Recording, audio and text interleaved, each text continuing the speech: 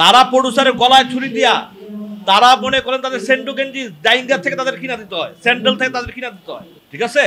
খাবার দিতে হয় আপনার ভালো মানে খাবার, কিন্তু ফকিন্নির বাচ্চারা ভালো মতো খাইতে কিনা সন্দেহ আছে ঘরের ভিতরে। আমার প্রশ্ন একটা জায়গায়, আমার ছবি যদি সুপার হিট হয় তো আমি অবশ্যই আরেকটা ছবি বানাবো না? ওই ব্যাটার তো 10 লক্ষ টাকা সিনেমা হল এবং সিনেপ্লেক্সে দেওয়ার যোগ্যতা নাই, তারা 10 লক্ষ 15 লাখ টাকা তারা অ্যানিমেশন কিভাবে দেয়? সেই প্রডিউসার তাহলে ভেঙে গেছে। যে এই কয়েক বছরে যে ছবিগুলো রিলিজ হয়েছে সব প্রডিউসার ভেঙে গেছে। যেই হিরোগুলো যে কাজ করছে, যে নায়িকাগুলো কাজ করতেছে, তাদের ক্ষমতা আছে, তাদের বাপের ক্ষমতা আছে, সিনেমা হলতে 20 লাখ টাকা উঠাই দিবে তারা। এখন ওরা যদি এইসব বলে যে আমার ছবি 10 কোটি টাকা, আমার ছবি 15 কোটি টাকা, হ্যাঁ, এই চাপাগুলো ওরা মারে। তারা তো সিনেমা হলে বাঁচানোর জন্য তারা আসে না, তারা ইনকাম করতে আসে, তারা নিজের পকেট ভরতে আসে। তো সবচেয়ে বড় কথা কি, যে ঈদের ছবিগুলো হয়, যে ছবি টিজার দেখছি আপনারা মিলিয়ে দেখবেন কোনো না কোনো ছবির নকলের। আমি তো যতটুকু খবর পাইছি আর আমার কাছে যতটুকু নিউজ আছে, এগুলা নকল ছবি। এগুলা আপনার রিলিজের পরে আপনারা দেখতে পারবেন, আপনারা নিজেরাই বলবেন যে ছবিতে আমরা এটা দেখছি ওইটা দেখছি। আমি জানি না, আমার মনে হয় এবার ঈদের ডোজ খাবে মানুষ। আচ্ছা, এর আগে তো বলছিল না যে সুপার ডুপার হিট হয়েছে অনেক ছবি, তখন তো হল ছিল কত 70টার মতো ছিল না? তা এই সুপার ডুপার হিট ছবি হইলে, হ্যাঁ, ওই প্রডিউসাররা কেন ছবি আর বানায় না? এবং কেন হলগুলা কেন কমলো? আমার প্রশ্ন একটা জায়গায়, আমার ছবি যদি সুপার হিট হয় তো আমি অবশ্যই আরেকটা ছবি বানাবো না? এটা কিন্তু আমরা ছোট থেকে দেখে আসছি, অনেক বড় বড় প্রোডাকশনে দেখে আসছি যে এই হিরো কাজ করছে, এই হিরোর ছবিটা সুপার হিট হয়েছে, আমরা তাকে নিয়ে আবার ঝাঁপায় পড়তেছি আরেকটা ছবি নিয়ে। কিন্তু আমরা কি এই দেখতে পারতেছি? সেই প্রডিউসার তো ভেঙে যায়। সেই প্রডিউসার তো ভেঙে গেছে। যে এই কয়েক বছরে যে ছবিগুলো রিলিজ হয়েছে সব প্রডিউসার ভেঙে গেছে। রিপিট ওই প্রডিউসার কোথায়? আমি ইকবাল কিল হিমের পরে ডেড বডি পরে রিভেঞ্জ বানাচ্ছি না, তারপরে এবার ঈদের বানাই নেই, গ্যাঞ্জামের কারণ, দেশের অবস্থার কারণে বানাই নেই। আগামী কোরবানিতে আমার ছবি আসতেছে। কথার আমার ছবি যে বলবো যে আমার ছবিতে সুপার হিট হচ্ছে বা চলে না, বাট আমার ছবিতে চালান আসছে। আর কেউ ছবিতে চালান আসছে কিনা সন্দেহ আছে। পরে আমাদের সাথে তারা কিন্তু আফসোস করে, হয়তো ক্যামেরার পিছনে, এটা ক্যামেরার সামনে না। যেই হিরোগুলা যে কাজ করছে, যেই নায়িকাগুলো কাজ করতেছে, তাদের ক্ষমতা আছে, তাদের বাপের ক্ষমতা আছে, সিনেমা হলতে 20 লাখ টাকা উঠাই দিবে তারা।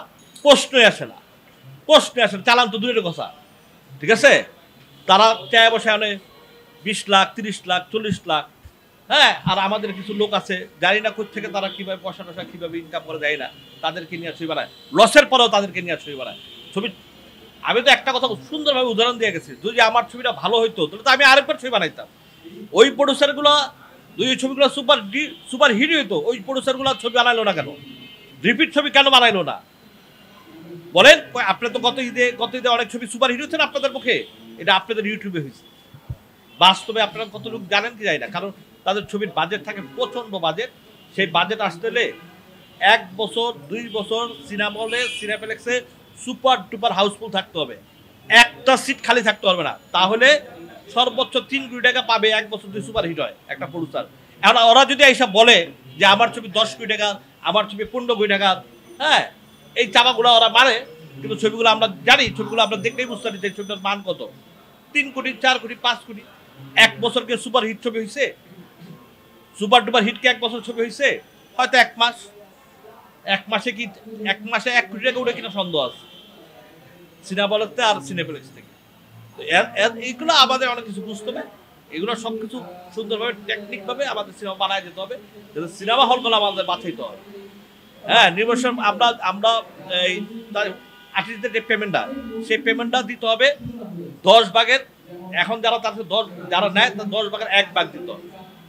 তারা তো সিনেমা হলে বাঁচানোর জন্য তারা আসে না, তারা ইনকাম করতে আসে, তারা নিজের পকেট ভরতে আসে। তারা প্রডিউসারের গলায় ছুরি দিয়া তারা মনে করেন তাদের সেন্ডো গেঞ্জি ডাইঙ্গার থেকে তাদের কিনা দিতে হয়, স্যান্ডেল থেকে তাদের কিনা দিতে হয়, ঠিক আছে? খাবার দিতে হয় আপনার ভালো মানে খাবার, কিন্তু ফকিন্নির বাচ্চারা ভালো মতো খাইতে কিনা সন্দেহ আছে ঘরের ভিতরে, ঠিক আছে? এগুলো বলতে হয়, ঠিক আছে? এমনও আর্টিস্ট আছে। তাহলে অনন্ত জলিল তো 3 দেশে ছবি করছে, ইরান, আফগানিস্তান, তারপর বাংলাদেশ, হ্যাঁ, টার্কিশ। ওই ছবির বাজেট কত হবে? 4 দেশের ছবি, ওই ছবিটার বাজেট কত হবে? এইসব চাপাবাজি, ভুয়াবাজি আমরা এগুলো শুনছি আর শুনতে চাই না। এখন আমরা সিনেমা হলকে বাঁচাতে চাই, সত্যিকারের প্রডিউসার বাঁচাতে চাই, সত্যিকারের ডাইরেক্টর বাঁচাতে চাই। Thank you.